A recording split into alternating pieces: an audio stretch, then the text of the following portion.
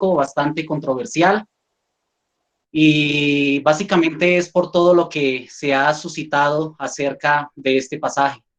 Sin embargo, yo quiero, mis hermanos, que lean conmigo este pasaje como si nunca lo hubiesen leído, como si nunca lo hubiesen estudiado, con el fin de ir sin ninguna idea preconcebida. Por otro lado, recuerdo las palabras del pastor Salvador Gómez, que estaba exponiendo el libro de Apocalipsis y decía que cuando se predica el libro de Apocalipsis, todo predicador desea que el Señor Jesucristo regrese antes de llegar a este pasaje. Pero creo que el apóstol Pablo decía algo interesante y es que él no había rehuido anunciar todo el consejo de Dios. Así que de una u otra manera, como predicadores, en algún momento tenemos que enfrentarnos a pasajes como estos. Y esto personalmente me anima, así que vamos a exponer este texto. Vamos a orar, hermanos. Señor nuestro Dios y Padre eterno, venimos delante de tu presencia una vez más. Te damos gracias, Señor, por Cristo Jesús, nuestro Salvador. Te damos gracias, Señor, también por tener tu palabra. Nos acercamos a ella con mucho temor y temblor. Y rogamos, Señor, que tu palabra sea expuesta en esta noche con fidelidad. Que tu Espíritu aplique las verdades de tu palabra en nuestro corazón.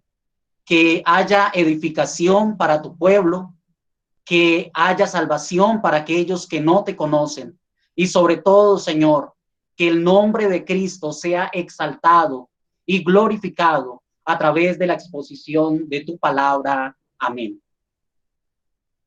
Quiero invitarles una vez más a que vayamos a Apocalipsis capítulo 20, versículos del 1 al 10. Apocalipsis capítulo 20, versículos del 1 al 10, y dice Dios en la versión Biblia Las Américas. Y vi a un ángel que descendía del cielo con la llave del abismo y una gran cadena en su mano. Prendió al dragón, la serpiente antigua, que es el diablo y Satanás, y lo ató por 1000 años. Prendió al dragón, versículo 3, y lo arrojó al abismo, y lo cerró, y lo selló sobre él, para que no engañara más a las naciones hasta que se cumplieran los 1000 años. Después de esto debe ser desatado por un poco de tiempo. También vi tronos y se sentaron sobre ellos y se les concedió autoridad para juzgar. Y vi las almas de los que habían sido decapitados por causa del testimonio de Jesús y de la palabra de Dios. Y a los que no habían adorado a la bestia ni a su imagen, ni habían recibido la marca sobre su frente, ni sobre su mano, y volvieron a la vida y reinaron con Cristo por 1000 años. Los demás muertos no volvieron a la vida hasta que se cumplieron los 1000 años. Esta es la primera resurrección. Bienaventurado y santo es el que tiene parte en la primera resurrección. La muerte segunda no tiene poder sobre estos, sino que serán sacerdotes de Dios y de Cristo, y reinarán con él por 1000 años.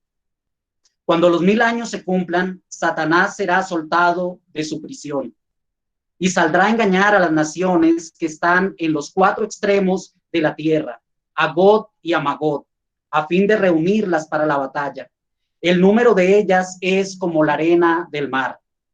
Y subieron sobre la anchura de la tierra y rodearon el campamento de los santos y la ciudad amada.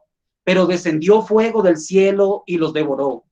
Y el diablo que los engañaba fue arrojado al lago de fuego y azufre, donde también están la bestia y el falso profeta, y serán atormentados día y noche por los siglos de los siglos. Amén.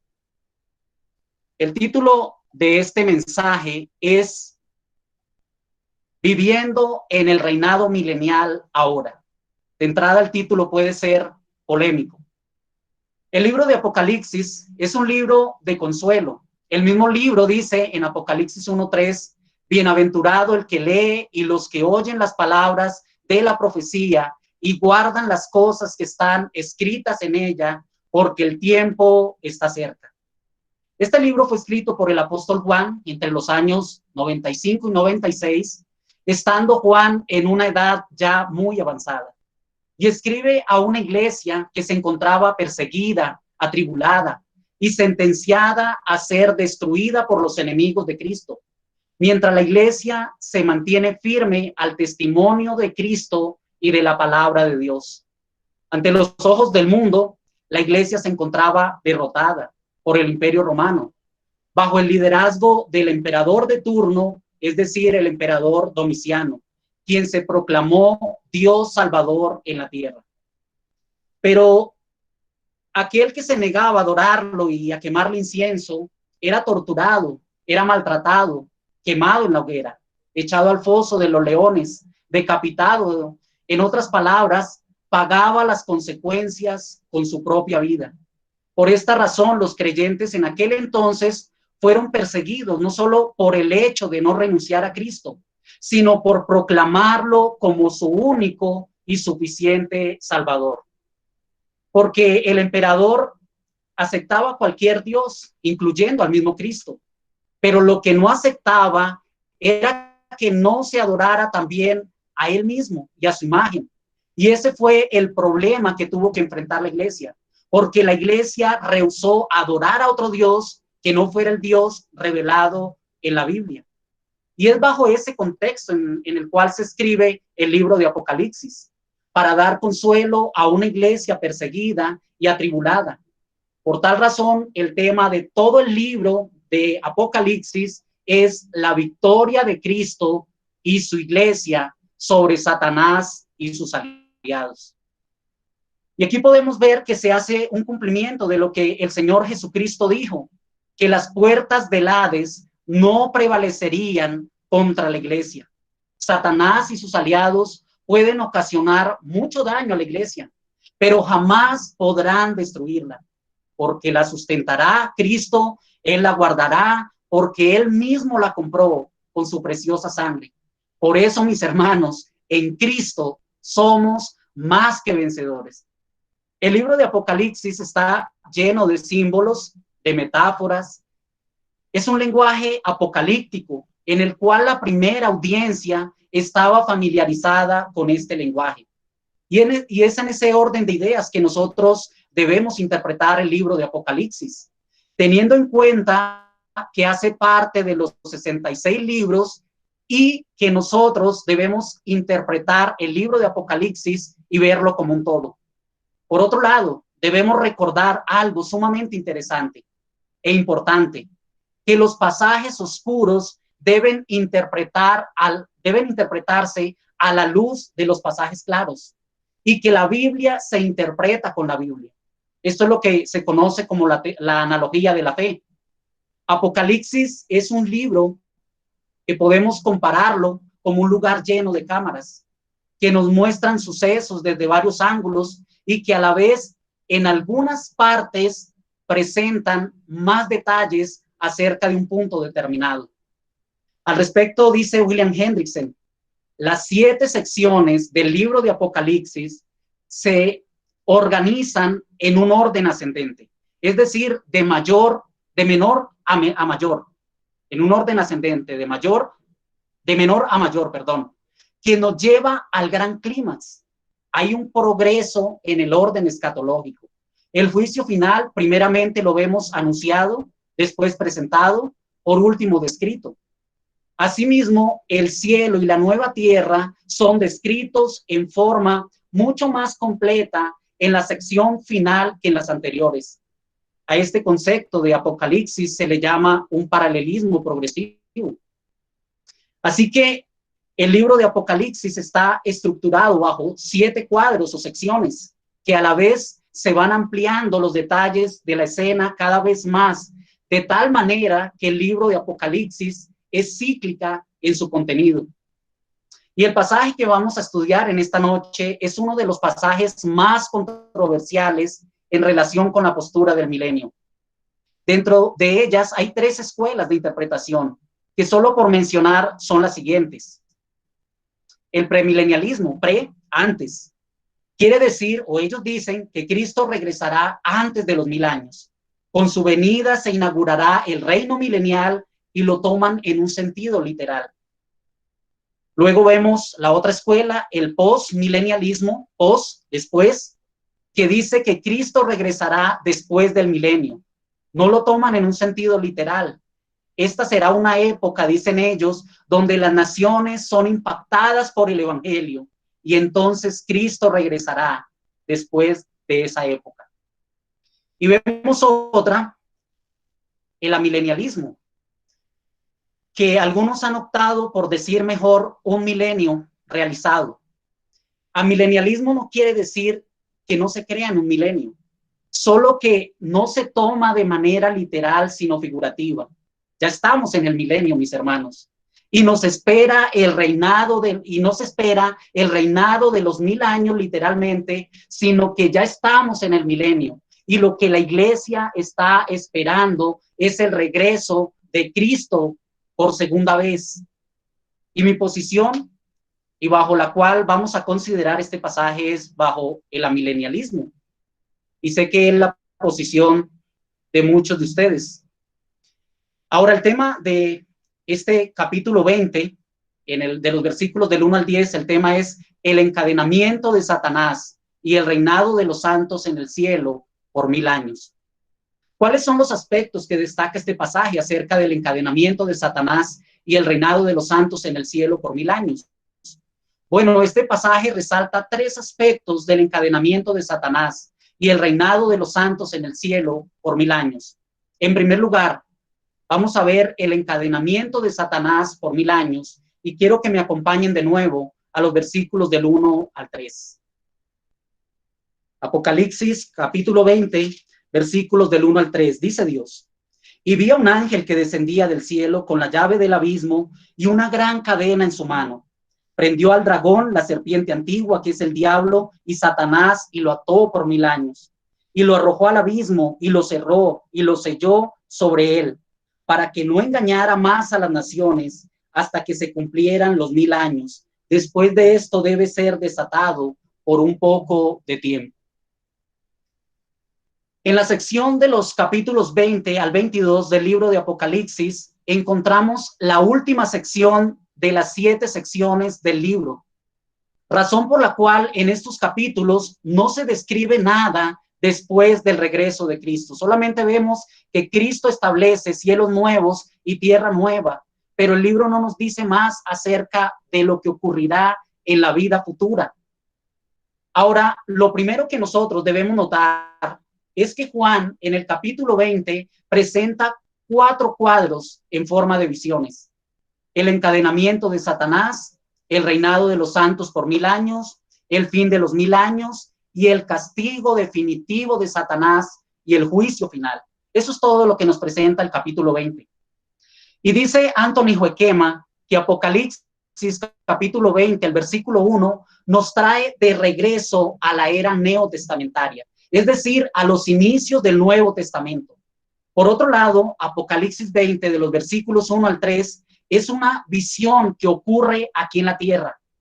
En el versículo 1, Juan inicia describiendo la primera visión y dice que él vio a un ángel que descendía del cielo o venía del cielo, pero ese ángel no solamente descendía del cielo, sino que traía la llave del abismo y una gran cadena en la mano. Esa es la visión.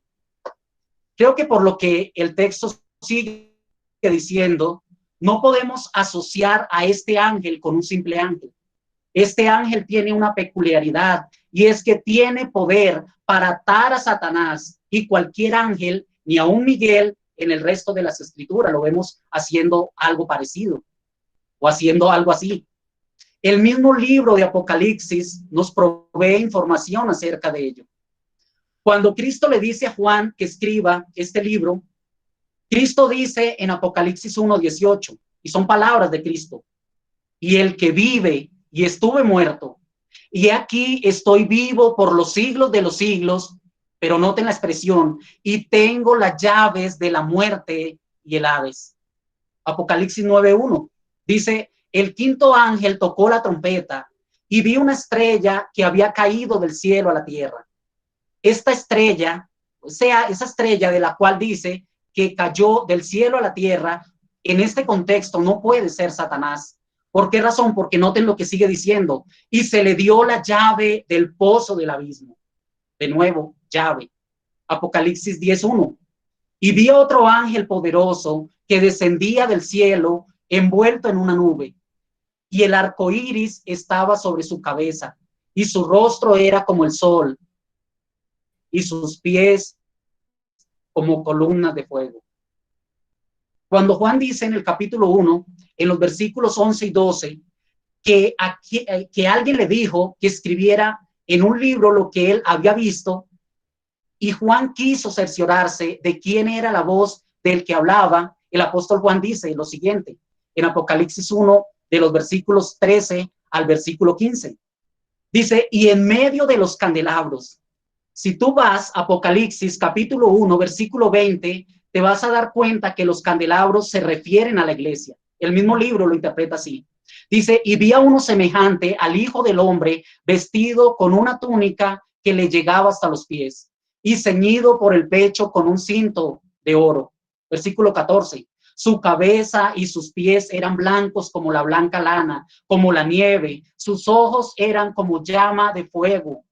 Sus pies semejantes al bronce bruñido cuando se le ha hecho refulgir en el horno, y su voz como el ruido de muchas aguas.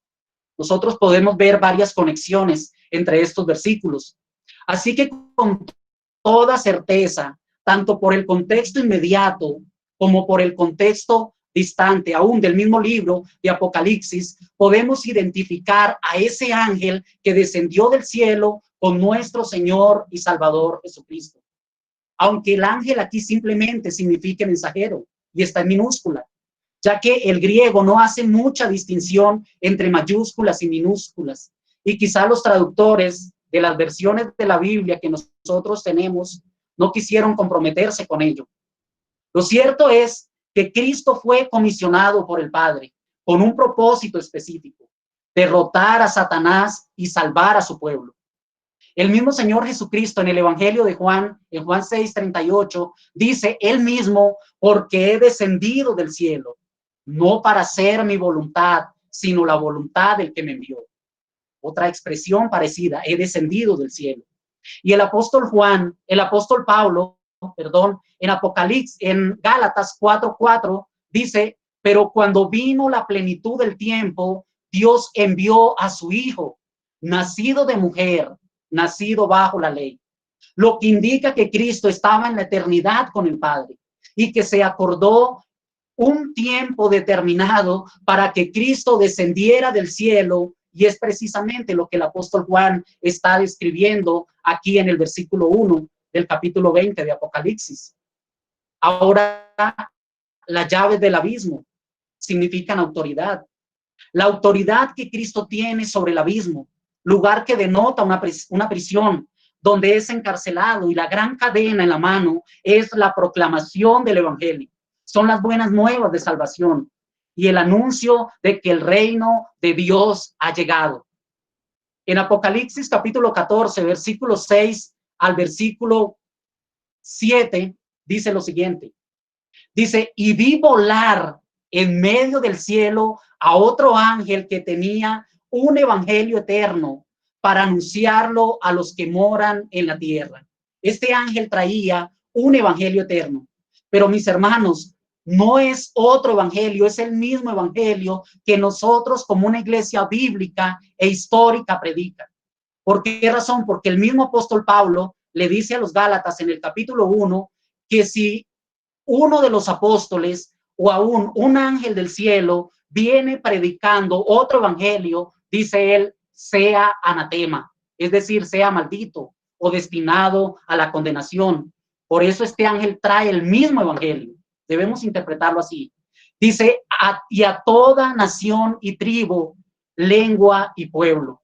Versículo 7, diciendo a gran voz, temed a Dios y dale gloria, porque la hora de su juicio ha llegado. Adorad al que hizo el cielo y la tierra, el mar y las fuentes de las aguas. Mis hermanos, ¿acaso no es lo mismo que el evangelista Marcos registra acerca de la predicación de Cristo? Noten cómo Marcos 1:14 y 15 lo dice.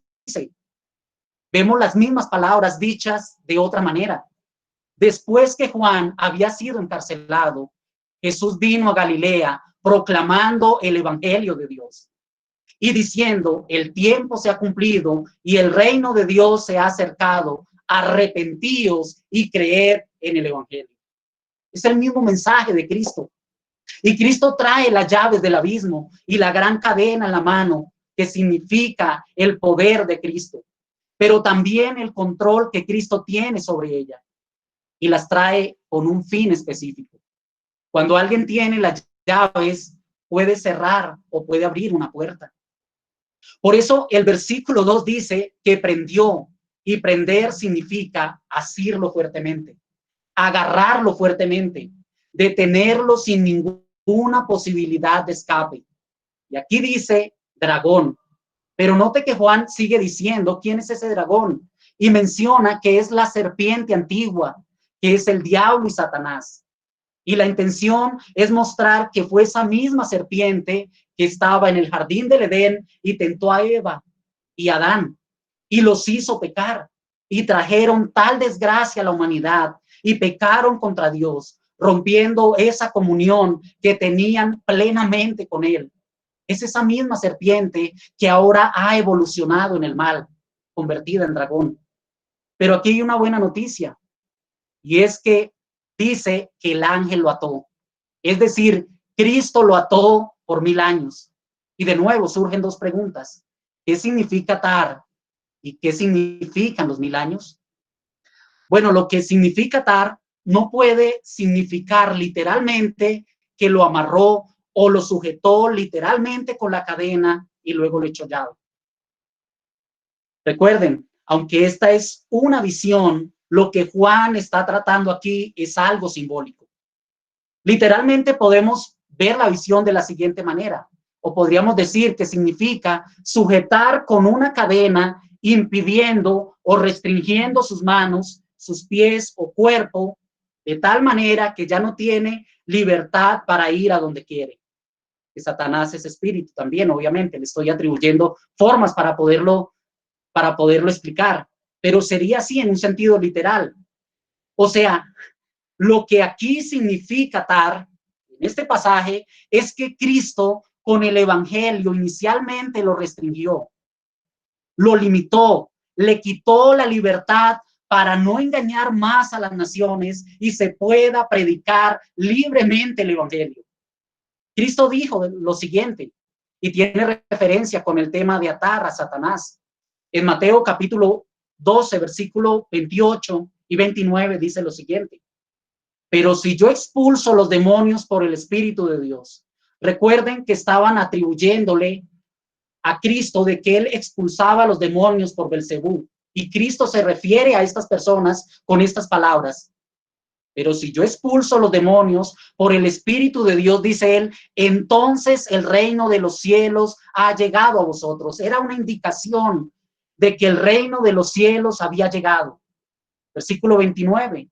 ¿O cómo puede alguien entrar en la casa de un hombre fuerte y saquear sus bienes si primero no lo ata? Y entonces saqueará su casa. Marcos 3:27, también las mismas palabras de Cristo. Pero nadie puede entrar en la casa de un hombre fuerte y saquear sus bienes si primero no lo ata.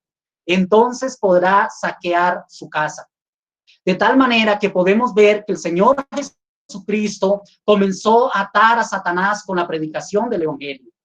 En Lucas el capítulo 10, nosotros vemos la comisión o la misión de los 70, que incluso ellos dicen que el mismo Satanás se les ha sujetado en el nombre de Cristo. ¿De qué manera o por qué Satanás se sujetaba? Con la predicación del evangelio, porque ellos iban predicando el evangelio. Así que podemos nosotros mirar que para poderlo debilitar y vencerle, Cristo y al comienzo los apóstoles lo comenzaron a limitar con la predicación del evangelio. Pero el golpe certero Cristo se lo dio en la cruz del Calvario con su muerte. Porque cuando Cristo murió, estaba triunfando sobre las huestes de maldad. Y en la muerte de Cristo, cuando Satanás creía estar triunfando, lo que estaba era siendo derrotado y recibió un golpe profundamente, de tal magnitud que le ocasionó una herida mortal. Y solo Satanás pudo morderle a Cristo el talón débilmente. Eso fue lo mismo que Dios dijo desde el inicio, en Génesis capítulo 3, versículo 15, cuando le dice a la serpiente: y pondré enemistad entre tú y la mujer, y entre tu simiente y su simiente. Él te herirá en la cabeza y tú le herirás en el calcañar. El Espíritu Santo, por medio del apóstol Pablo, dijo lo siguiente, y lo dijo de una manera gloriosa, en Colosenses capítulo 2, versículos 14 y 15. Dice él lo siguiente: habiendo cancelado el documento de deuda que consistía en decretos contra nosotros y que era adverso, dice, y lo ha quitado de en medio. ¿De qué manera? Dice, clavándolo en la cruz. Y habiendo despojado, ¿en dónde? En la cruz, a los poderes y autoridades, hizo de ellos un espectáculo público, triunfando sobre ellos por medio de él. Wow, esto es sumamente interesante, porque parece algo paradójico. ¿Acaso no era lo contrario? Que estaban haciendo un espectáculo de Cristo, pero aquí Pablo dice que es todo lo contrario. Cristo en la cruz estaba derrotando a Satanás, lo estaba limitando, lo estaba restringiendo, quitándole el poder, aunque se espera una sentencia final, como Juan lo presenta en Apocalipsis 20, de los versículos 11 al 15, que si el Señor nos permite, en otra oportunidad los expondremos. Cristo es el único que aún en su derrota sale venciendo. Aunque pareciera un Salvador derrotado, su victoria, su derrota era la victoria contra Satanás. Ahora, ¿qué significan los 1000 años? Bueno, no se pueden interpretar literalmente, porque Juan está mostrando aquí a través de símbolos. Y los números tienen ciertos significados, porque son simbólicos. Por ejemplo, el número 7 habla de algo perfecto, de algo pleno. El número 10 significa plenitud. El número 1000 es el 10 a la tercera potencia. Lo que podemos decir, mis hermanos, que 1000 aquí es una representación de un periodo completo. Juan aquí describe la victoria de Cristo sobre Satanás, y como consecuencia de haberle dado, hay un tiempo definido que debe completarse, en el cual Satanás va a estar restringido, privado de lo que anteriormente hacía. De tal manera que los 1000 años, tal como lo muestra el texto, es un periodo que muestra la plenitud de un tiempo definido, que lo podemos ubicar entre la primera venida del Señor Jesucristo hasta su segunda venida.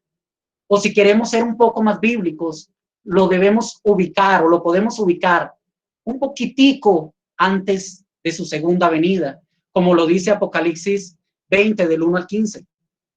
20, perdón, del 7 al 15. Cristo muestra entonces al resucitar que él no fue vencido, que Cristo triunfó en la muerte y que llevó a cabo la tarea que había sido encomendada por el Padre. Y Cristo la cumplió, donde Cristo satisfizo la ira del Padre y las demandas del Padre por causa de nuestro pecado, pero también a la vez derrotó a Satanás. Y el versículo 3 amplía lo que significa el resultado de que Satanás hubiese sido atado. Dice, y lo arrojó al abismo, y lo cerró y lo selló. Aquí muestra al abismo como un hueco profundo que tiene una tapa y un sello, que fue cerrado con la llave que Cristo trajo al descender del cielo. Pero también no solamente fue encerrado o encadenado como si se tratara de una prisión, sino que muestra el propósito. Y el propósito, dice el versículo 3, es para que no engañase más a las naciones, lo que indica que las naciones enteras, antes de que Cristo viniese, estaban siendo engañadas por Satanás. En el Antiguo Testamento nosotros vemos que solo Israel tenía la revelación especial de Dios, es decir, la palabra de Dios. y las demás naciones estaban en una densa oscuridad. Son muy pocos los casos en el Antiguo Testamento de gentiles que fueron salvos. El libro de Job nos da una idea acerca de ello. En Job capítulo 1, versículo 7, dice, y el Señor dijo a Satanás, ¿de dónde vienes? Entonces Satanás respondió al Señor y dijo, de recorrer la tierra, y noten, y de andar por ella libremente. Y Lucas registra las palabras del apóstol Pablo en Hechos capítulo 14, versículos 15 hasta el versículo 16. Aquí ocurre, el apóstol Pablo llega con Bernabé, están predicando en Iconio, y cuando la gente lo escucha, incluso el sacerdote, uno de los sacerdotes que adoraba a Mercurio y a Júpiter, cuando escuchan, entonces dicen que Pablo y Bernabé, en el caso de Pablo, dicen que era Júpiter, porque compartía, perdón, era Mercurio, porque compartía la palabra de Dios. Y este sacerdote viene con el pueblo para presentar sacrificios delante del apóstol Pablo y delante de Bernabé. Y es cuando el apóstol Pablo dice, y diciendo, varones, ¿por qué hacéis estas cosas? Nosotros también somos de igual naturaleza que vosotros, y os anunciamos el evangelio para que os volváis de estas cosas vanas a un Dios vivo que hizo el cielo, la mar, la tierra y todo lo que en ellos hay. Versículo 16. Noten, el cual en las generaciones pasadas, es decir, antes de Cristo, permitió que todas las naciones siguieran en sus propios caminos, es decir, en pos de Satanás. Y más adelante, en Hechos 17:30, dice, por tanto, habiendo pasado por alto los tiempos de esta ignorancia, de aquellas personas que seguían bajo su pecado, bajo la esclavitud de Satanás, dice, Dios declara ahora a todos los hombres, ahora en el tiempo presente, después de Cristo, después de la muerte de Cristo, de la resurrección de Cristo, en todas partes que se arrepientan. Ahora, volviendo al significado de Apocalipsis, podemos ver que atar en el texto aquí tiene el significado de que ahora Satanás ha sido restringido, ha sido limitado en cuanto a la actividad mundial. Solamente puede moverse diametralmente hasta donde el Señor Jesucristo le permita. En otras palabras, Satanás está atado en el sentido de que no puede impedir la predicación del evangelio a todas las naciones. Y ese es el propósito que nos muestra el versículo 3 de Apocalipsis 20, que fue encerrado o limitado para que no engañase más a las naciones. Es como dice el pastor John Spitia, y permítanme citarlo. Dice, Satanás es como un perro en las manos de Cristo. Es como un perro que tú ves sujetado a una cadena o a una soga y alguien lo lleva de la mano. Bueno, Satanás está sujetado con una cadena y Cristo la sostiene en sus manos de tal manera que no puede ir más allá de donde Cristo le permite. Ya no tiene el control sobre todas las naciones. Esto indica que Satanás no puede destruir a la iglesia, porque así como cual perro amarrado quiere correr y morder a alguien, la cadena lo limita. Solo puede ir hasta donde la cadena no se lo impida. Sin embargo, ahí está la respuesta. ¿Por qué aún hace daño? Porque aunque está herido mortalmente y aparte de esto está amarrado o está limitado, puede moverse en su área y ocasionar daño. O si sale a la calle como un perro, lo que vea puede morder y está al acecho cual león rugiente buscando a quien devorar. Un león en un circo no puede morder o tragarse a alguien que está lejos de esa persona o que está lejos de ese león, pero acércate a ver qué te va a pasar. Cuando está amarrado, está más furioso y puede ocasionar mucho daño, porque no puede hacer lo que quisiera. Lo mismo ocurre con Satanás. Y en este tiempo está señalando 1000 años, un periodo definido por Dios. Y luego dice Juan que es necesario porque dice debe ser desatado, pero no será para siempre, sino por un poco de tiempo. Esto es de gran consuelo, mis hermanos, no solamente para la iglesia del primer siglo, porque ellos entendieron que el imperio romano era un aliado de Satanás, pero que no tenía el control absoluto de todo, sino que estaba restringido por Cristo. También lo es para nosotros. Mis amados hermanos, pueden venir persecuciones, pueden venir ideas diabólicas, gobiernos malvados con el fin de imponernos cosas. Sus ideas no prevalecerán, no podrán destruir a la iglesia, porque ya estamos reinando con Cristo ahora, con Él estamos triunfando, aunque como nuestro Salvador tengamos que morir, pero aún, mis hermanos, con nuestra muerte triunfaremos. Por otro lado, hay libertad para predicar el evangelio. Satanás no puede impedir que muchos lleguen a la fe. Hay muchos que están aún bajo su influencia, que siguen la corriente de este mundo, pero Satanás está atado. Podemos saquear sus pertenencias, podemos arrebatarle las ovejas perdidas o extraviadas con la proclamación del evangelio. Es hora de compartir las buenas nuevas de salvación. En estos momentos podemos utilizar los recursos tecnológicos. Permítanme ilustrarlo de la siguiente manera. Así como cuando alguien tiene un perro en su casa y es muy bravo y nadie puede entrar hasta que este perro no sea amarrado, Satanás ha sido atado. Por eso podemos entrar y saquearle, ya que no tiene el control. Está limitado y cada vez que nosotros predicamos el evangelio, estamos debilitándolo aún más, lo estamos saqueando. Y lo podemos hacer porque Cristo lo restringió. Por eso vemos que la predicación se ha extendido a muchas naciones y hay libertad ahora para predicar el evangelio. Ya que podemos decir que hay salvación en Jesús y que no hay otro nombre dado en el cielo y en la tierra en el cual podamos ser salvos. Solo en Jesús hay salvación de pura gracia y en nadie más. Y aún si nos mataren por predicar las buenas nuevas de salvación, no importa, mis hermanos, porque aún en la muerte reinaremos con Cristo en el cielo. Y esto nos lleva a nuestro siguiente encabezado.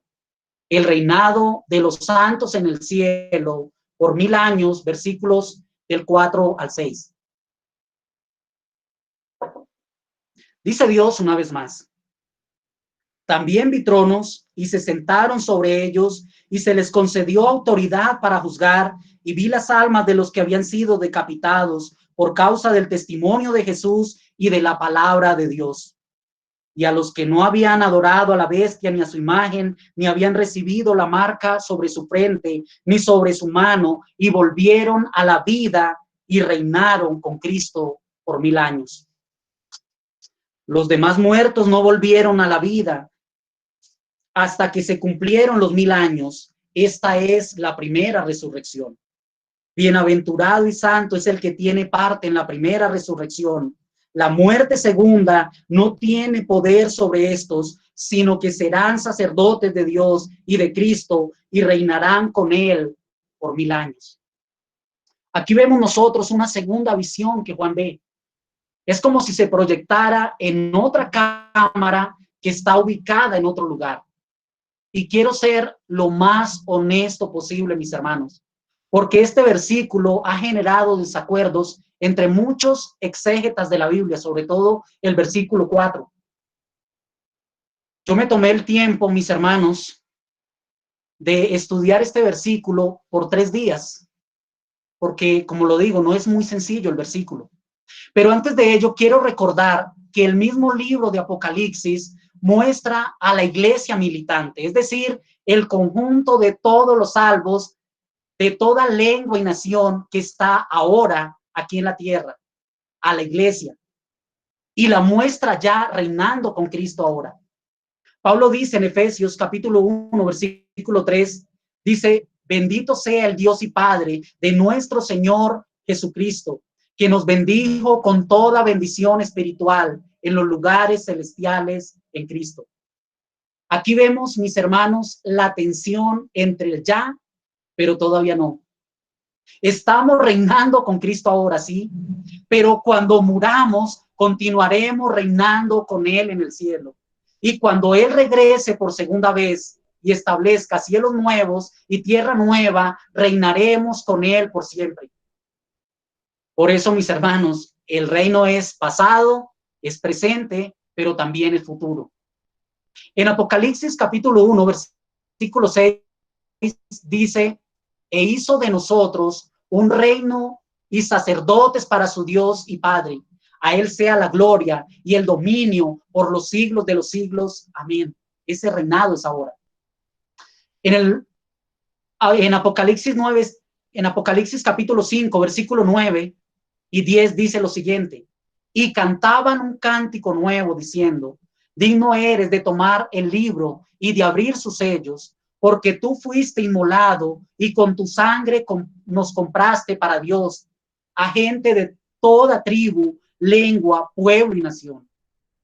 Y los has hecho un reino, y sacerdotes para nuestro Dios, y reinarán, noten, sobre la tierra. Daniel habla de cómo Cristo también cuando vino por primera vez él estableció su reino en la tierra, es decir, en su iglesia o con su iglesia. Daniel 7:27 dice, y la soberanía y el dominio y la grandeza de todos los pueblos, de todos los reinos, debajo de todo el cielo, serán entregados al pueblo de los santos del Altísimo. Pero noten lo que sigue diciendo. Su reino será un reino eterno, no solo aquí en la tierra, será un reino eterno y todos los dominios le servirán y le obedecerán. Habiendo hecho esto, como una nota al margen, noten lo que Juan dice o continúa diciendo en el versículo 4. Juan describe que también, es decir, que aparte del ángel que descendía del cielo con la llave del abismo y una gran cadena en su mano, vio algo más y dice que vio tronos. Aquí la clave para interpretar esta escena y el lugar donde ocurre está en la palabra tronos, lo que indica un reinado. Anthony Hoekema, citando al comentarista Leon Morris, dice lo siguiente, indica que el libro de Apocalipsis, la palabra tronos, se usa 47 veces y que de todas esas 47 veces, por lo menos 44 veces parecen indicar que trono y tronos es en el cielo. A excepción de Apocalipsis capítulo 2, versículo 13, que dice el trono de Satanás. Apocalipsis capítulo 13, versículo 2, trono del dragón. Apocalipsis capítulo 16, versículo 10, trono de la bestia. Mis hermanos, si ustedes cogen sus Biblias, yo lo hice, y leen todo el libro de Apocalipsis, van a encontrar 47 veces que se refiere a la palabra trono y tronos. Ahora, si alguien utiliza MySword o Aceword en su computadora y busca solo en el libro de Apocalipsis, coloca la palabra trono, se va a dar cuenta que va a arrojar 37 versículos. 37 versículos. Pero si lee esos 37 versículos, hay en algunos versículos que la palabra trono y tronos se repiten hasta 3 veces en algunos versículos, en algunos 2. Así que la idea predominante de tronos en el libro de Apocalipsis parece más indicar que está ubicado en el cielo. Eso por un lado. Ya Juan había mencionado esta escena en el capítulo 4. Recuerden que lo que Juan escribe no está escrito en un orden cronológico y a la vez es cíclico. Es decir, que una y otra vez se repiten dando más detalles progresivamente. Noten lo que dice Apocalipsis capítulo 4, versículos 2 hasta el versículo 4. Dice, y al instante estaba yo en el espíritu y vi un trono, noten, colocado en el cielo y a uno sentado en el trono. Y el que estaba sentado era de aspecto semejante a una piedra de jaspe y sardio. Y alrededor del trono del trono que estaba ubicado en el cielo, había un arco iris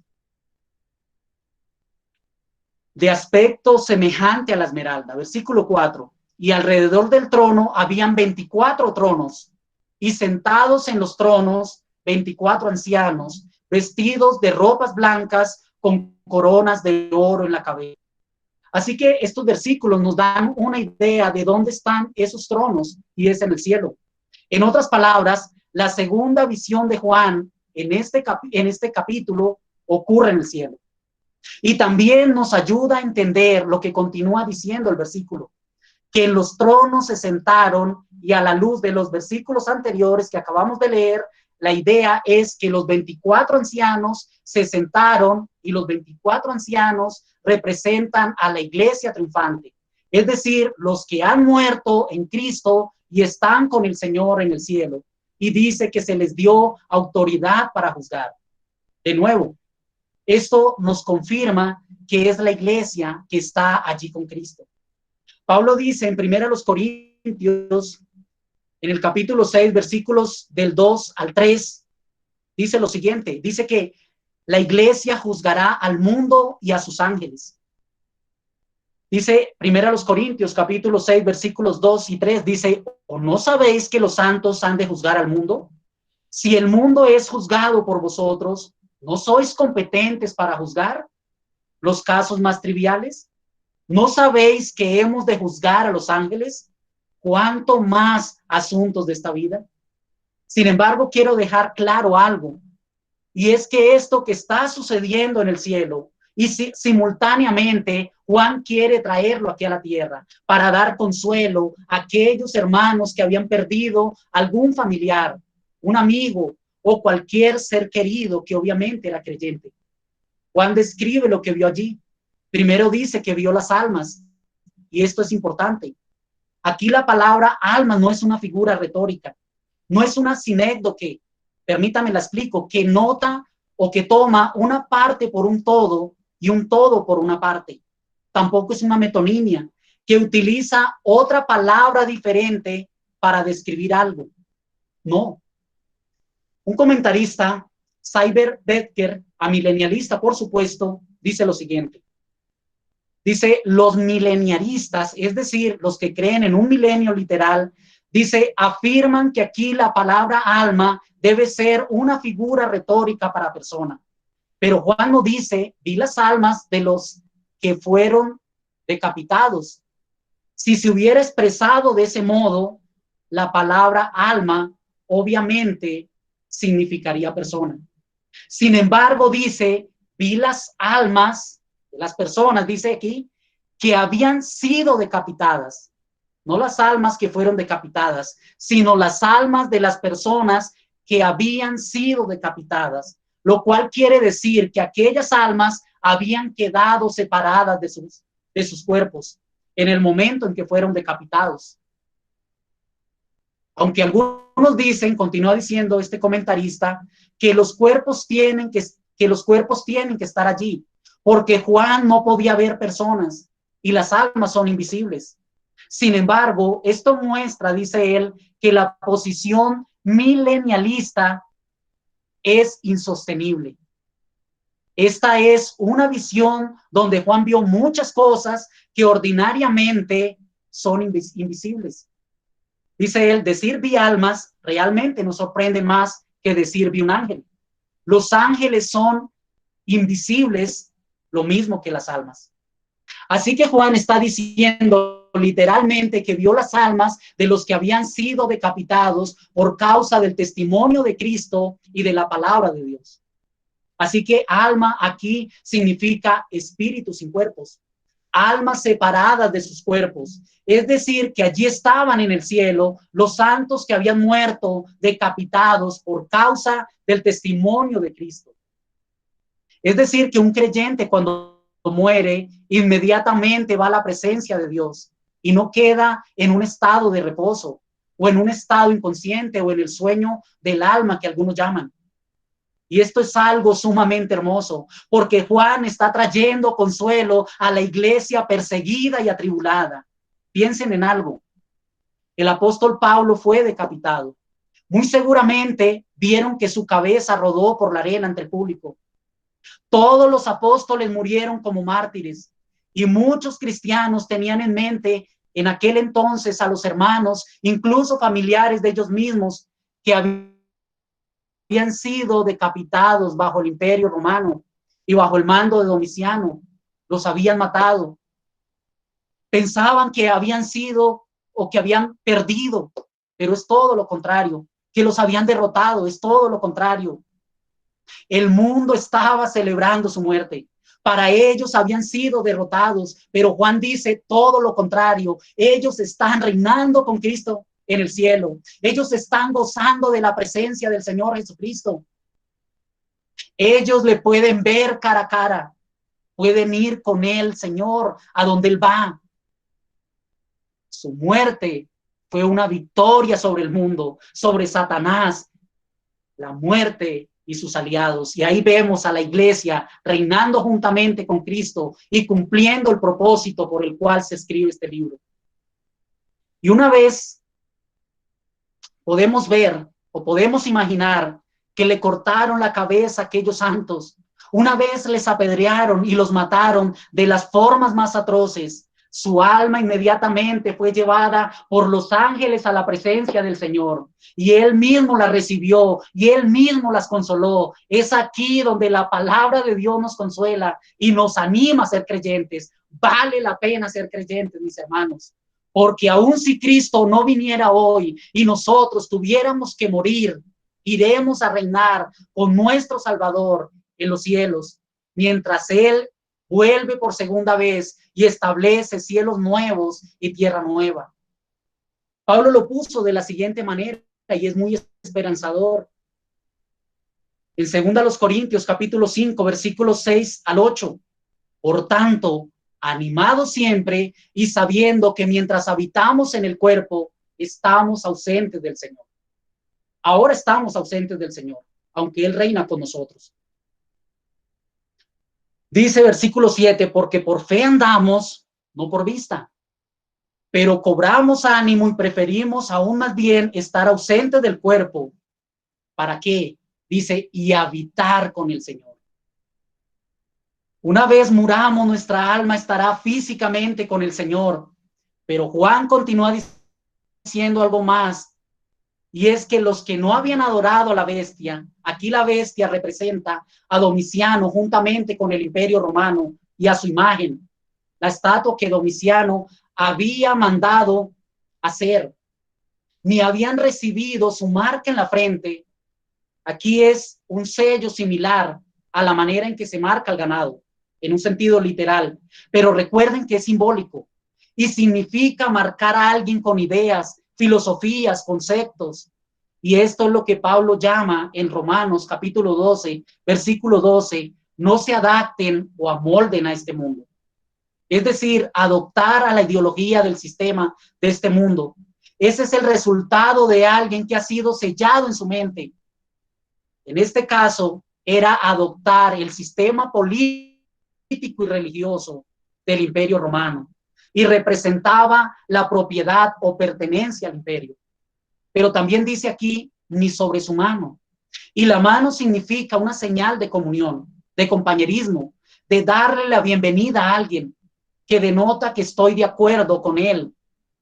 Cuando nosotros vemos que alguien expone algunas ideas, al finalizar, muchos le dan la mano a esta persona que lo ha hecho, que ha estado exponiendo, y lo hacen en señal de aceptación.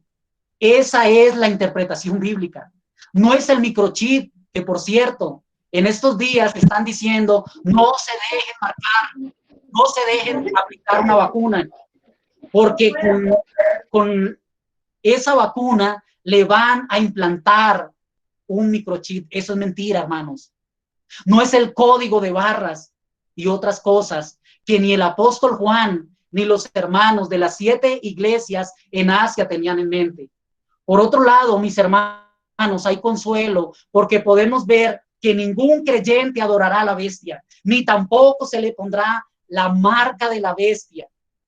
Jamás, porque el creyente lleva el sello de Dios, que es el Espíritu Santo. Él ya tiene su marca. El apóstol Pablo lo dice. En Efesios capítulo 1, versículo 13 y 14 dice, en él también vosotros, después de escuchar el mensaje de la verdad, el evangelio de vuestra salvación, y habiendo creído, noten, fuisteis sellados con el Espíritu Santo de la promesa. Los creyentes, los que hemos escuchado el evangelio de vuestra salvación, el evangelio de verdad, el que se revela sin adulterarlo en las Sagradas Escrituras. Pero dice el versículo 14, que nos es dado como garantía de nuestra herencia, con miras a la redención de la posición adquirida de Dios para alabanza de su gloria. Ahora, volviendo a Apocalipsis, continúa diciendo el pasaje que volvieron a la vida. Es decir, murieron, pero no murieron, sino que su vida continúa en el cielo juntamente con Cristo, y allí es donde sucede el reinado milenial, según el versículo 4. Por eso dice, y reinaron con Cristo por 1000 años. Podemos nosotros ver un paralelo en Apocalipsis, capítulo 6, versículos de 9 al 11. Recuerden, esta escena desde el capítulo 4 viene hablando que ocurre en el cielo. En Apocalipsis 6:9 dice, cuando el Cordero abrió el quinto sello, dice, vi debajo del altar las almas de los que habían sido muertos a causa de la palabra de Dios y del testimonio que habían mantenido. Versículo 10. Y clamaban a gran voz diciendo en el cielo, ¿hasta cuándo, Señor, santo y verdadero, esperas para juzgar y vengar nuestra sangre, noten, de los que moran en la tierra? Versículo 11. Y se les dio a cada uno una vestidura blanca, y se les dijo que descansaran un poco más de tiempo hasta que se completaran también el número de sus consiervos y de sus hermanos, que habían de ser muertos como ellos lo habían sido. Aquí las almas de los mártires en esta escena están conscientes, están pidiendo justicia, pero a la vez están recibiendo consuelo de parte de Dios. Es lo que el mismo Señor Jesucristo dijo en Juan capítulo 11, versículo 25. Jesús les dijo, hablándole a las hermanas de Lázaro, yo soy la resurrección y la vida, y el que cree en mí, aunque muera, vivirá. Versículo 26. Y todo el que vive y cree en mí, no morirá jamás. ¿Crees esto? Wow. Por eso nosotros vemos que a los creyentes la Biblia los describe como durmieron en Cristo, no como murieron. Por eso el versículo 5 dice que los otros muertos, aquí habla de otros muertos, no volvieron a la vida. No está Juan diciendo aquí o hablando acerca del sueño del alma, que algunos creen que cuando una persona muere, duerme y luego resucitará cuando Cristo regrese, es decir, en el día final. Esto sería contradecir el contexto general de las Escrituras, donde las almas de los que mueren están completamente conscientes, sea cual sea el lugar. Pueden luego revisar Lucas capítulo 16, versículos del 19 al 31. Pero aquí muestra en el versículo 5 que los demás muertos, es decir, los que no murieron en Cristo, quedaron en un estado de muerte, de condenación, por el contexto general de las Escrituras, en el lugar de tormento. Y no reinaron con Cristo como los demás. No están en el cielo, donde hay vida en Cristo en abundancia. Y dice que esto ocurrió hasta que se cumplieran los 1000 años. Estas personas están allí, ya siendo atormentadas, esperando la condenación final, la sentencia final, que Cristo la da precisamente de los versículos 11 al 15 de este presente capítulo. Así que, mis hermanos, aquí dice que esto ocurrió hasta que se cumplieron los 1000 años. Es decir, el tiempo que Dios determinó entre la resurrección de Cristo y la segunda venida de Cristo. Y dice Juan, esta es la primera resurrección. La primera resurrección aquí se refiere a la regeneración o al nuevo nacimiento. ¿Cómo lo sabemos? Bueno, Pablo nos da una idea. En Efesios capítulo 2, versículo 1 dice, y Él os dio vida a vosotros que estabais muertos en vuestros delitos y pecados. Cristo le dio vida solamente a los creyentes. Dice, esta es una resurrección espiritual. Y Cristo dijo en Juan capítulo 3, versículo 3, hablando con Nicodemo, dice, respondió Jesús y le dijo, en verdad te digo que el que no nace de nuevo no puede ver el reino de Dios. Y si no ha nacido de nuevo, quiere decir que no ha vuelto a la vida. Y obviamente estos son los que esperan una condenación eterna.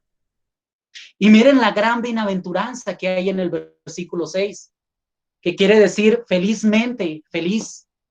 Y el que ha sido apartado por Dios y que tiene parte en la primera resurrección. Es decir, en otras palabras, a quien el Espíritu Santo haya regenerado. Por eso Apocalipsis capítulo 14, versículo 13 dice, y oí una gran voz que desde el cielo me decía a Juan, escribe, bienaventurados de aquí en adelante los muertos, noten, que mueren en el Señor. Sí, dice el Espíritu, descansarán de sus trabajos porque sus obras con ellos siguen. Ahora, continúa diciendo Juan aquí que la segunda muerte no tiene poder. Es decir, la condenación, la separación de Dios eternamente no tiene poder, sino por el contrario, serán sacerdotes, le servirán al Cordero y estarán delante de la presencia del Señor y reinarán con él por 1000 años. Y como lo hemos visto, no son literales. Pero los 1000 años están determinados a cumplirse. Y cuando se cumplan, Satanás será desatado. Y esto nos lleva a nuestro último encabezado. El desencadenamiento de Satanás y el fin de los 1000 años. Versículos 7 al 10. Dice Dios, cuando los 1000 años se cumplan, Satanás será soltado de su prisión y saldrá a engañar a las naciones que están en los 4 extremos de la tierra, a Gog y a Magog, a fin de reunirlas para la batalla. El número de ellas es como la arena del mar. Y subieron sobre la anchura de la tierra y rodearon el campamento de los santos y la ciudad amada, pero descendió fuego del cielo y los devoró. Y el diablo que los engañaba fue arrojado al lago de fuego y azufre, donde también están la bestia y el falso profeta, y serán atormentados día y noche por los siglos de los siglos. ¿Qué hemos visto hasta aquí, mis hermanos? Bueno, hemos visto el encadenamiento de Satanás por 1000 años, el reinado de los santos en el cielo por 1000 años, y por último vamos a ver entonces el desencadenamiento de Satanás y el fin de los 1000 años. Ahora en el versículo 7 dice que cuando los 1000 años se cumplan, Satanás será soltado de su prisión. ¿Qué significa esto? Bueno, esto está conectado con lo que Juan dijo en el versículo 3 de este presente capítulo, donde dijo que Satanás debe, y en el original dice que es necesario que sea desatado por un poco de tiempo. En otras palabras, Juan está preparando a la audiencia para mostrar en el versículo 10 la condenación final y eterna de Satanás. Va a ser soltado por un tiempo muy breve. No me pregunten cuánto, un tiempo muy breve. Se le va a conceder una libertad muy efímera. Es decir, que ya no va a estar limitado o restringido de nuevo por un espacio de tiempo muy, pero muy breve. Y como cual perro enfurecido saldrá a arremetir contra lo que encuentre y saldrá a buscar a sus aliados. Y el versículo 8 dice que va a engañar a todas las naciones como lo hacía antes, porque Cristo le ha dado libertad para hacerlo. Y menciona a Gog y a Magog. Dice una vez más el comentarista William Hendrickson, esta expresión se toma del libro de Ezequiel, donde la frase indica sin duda el poder de los Seleucidas, tal como había sido revelado en los días de Antíoco Epífanes, el cruel enemigo de los judíos. El libro de Apocalipsis usa este periodo de aflicción y miseria como símbolo del ataque final de Satanás contra la iglesia.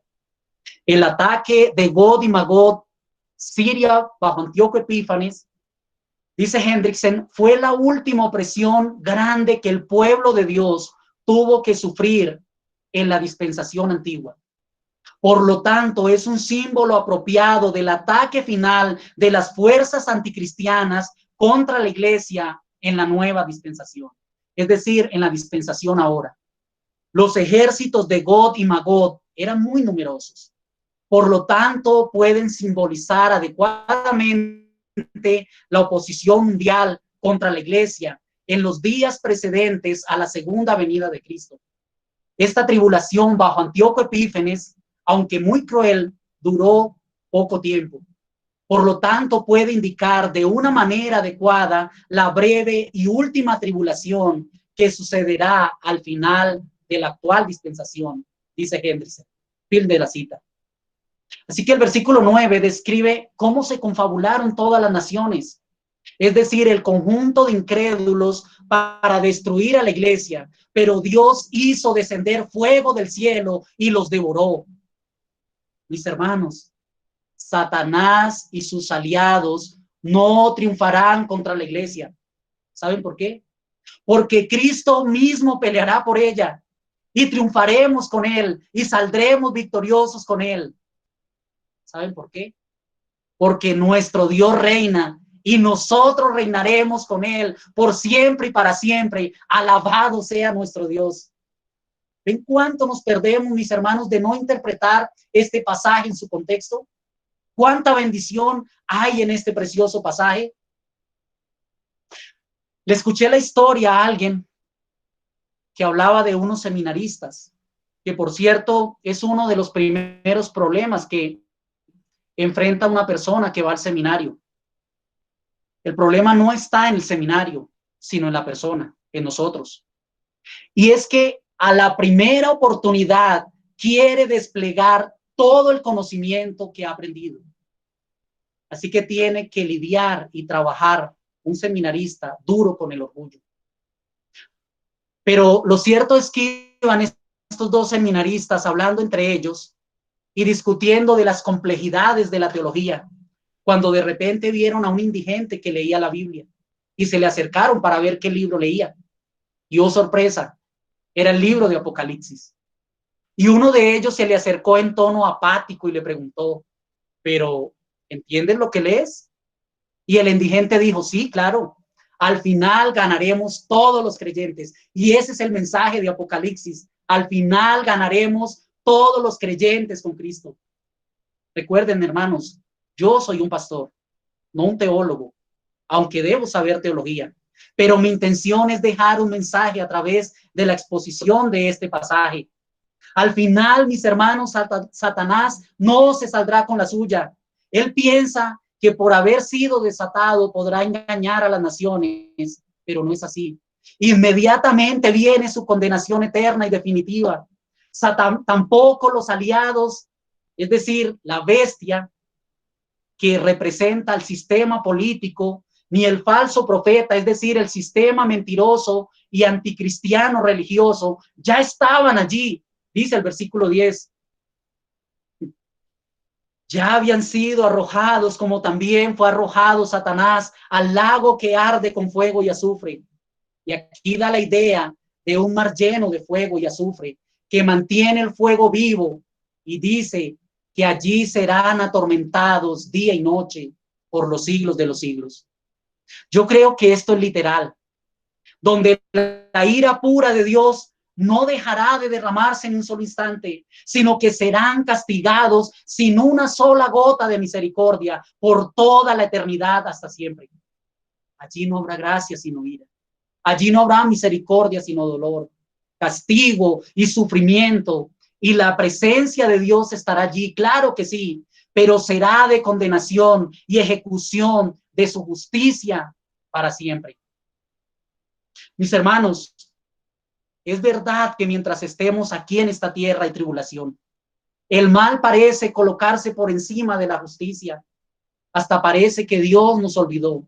Sin embargo, su amor sigue latente. Su gracia permanece con nosotros y podemos decir con toda seguridad que nada ni nadie nos separará o nos podrá separar jamás del amor de Dios que es en Cristo Jesús. Con Cristo no solamente reinaremos por un periodo de tiempo, no solo por 1000 años, sino por toda la eternidad. Ese es el punto focal. Nosotros reinaremos con Cristo eternamente y para siempre. Mis hermanos, esta es la era del evangelio. Satanás está limitado. Es hora de salir a predicar el evangelio, de utilizar la tecnología en este tiempo y predicarlo hasta lo último de la tierra. Nada nos podrá detener. Cada vez que nosotros predicamos el evangelio, continuamos saqueando a Satanás. Con la ayuda del Espíritu de Dios, le seguimos debilitando, le seguimos restringiendo con la palabra de Dios, al saquearle aquellas ovejas perdidas. Por eso prediquemos a tiempo y fuera de tiempo. Por otro lado, Satanás está predestinado al castigo eterno. Juntamente con sus aliados y los inconversos, serán atormentados de día y noche de una manera interminable. Su destino es ir a una condenación eterna. Amigo, tú puedes correr con la misma suerte.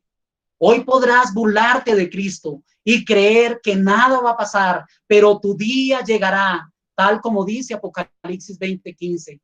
Y el que no se encontraba inscrito en el libro de la vida fue arrojado al lago de fuego. Pero mi amigo, mi amiga, hoy es día de salvación. Aquí hay gracia y misericordia. Dios continúa salvando. No te preguntes ahora si tu nombre está inscrito en el libro de la vida, no. Ahora no hay tiempo para esas preguntas. Ven a Cristo ahora en fe y en arrepentimiento. No esperes estar allí para decir, Dios, ¿por qué a mí? Y sea demasiado tarde. Hoy puede reinar con Cristo eternamente y evitar ser separado de Él eternamente, donde el castigo y la ira de Dios serán interminables. Hoy hay salvación. No cierres esta pantalla. No te vayas a la cama con la ira de Dios sobre tu vida. Cree en Cristo y reinarás con Él ahora y para siempre. Que Dios bendiga su palabra, la aplique y la selle en nuestros corazones para la gloria de su nombre. Vamos a orar. Nuestro Dios, te damos gracias una vez más en el bendito nombre de Cristo, porque pudimos predicar tu palabra. Gracias, Señor, porque este texto es sumamente glorioso, es sumamente consolador para nosotros como creyentes. Estamos reinando con Cristo ahora, pero cuando muramos también reinaremos con Cristo en el cielo. Oh, cuando nuestras almas se separen, si morimos, cuando nuestras almas se separen de nuestro cuerpo, estarán una vez allí en la presencia de Cristo. Será hermoso, Señor. Pero sería más hermoso que Cristo volviera por su iglesia ahora y no tuviéramos que enfrentar la muerte, sino que nuestros cuerpos fueran transformados y pudiéramos ver la gloria de Cristo. Ahora la vemos en tu palabra, pero queremos verla física y palpablemente. También ruego, Señor, por aquellas personas que no te conocen. Oh, derrama de tu gracia y aplica tu palabra en sus corazones. Como una vez nos salvaste a nosotros, sálvales a ellos, por favor. Porque te lo rogamos en Cristo Jesús, nuestro Señor y Salvador. Amén y amén.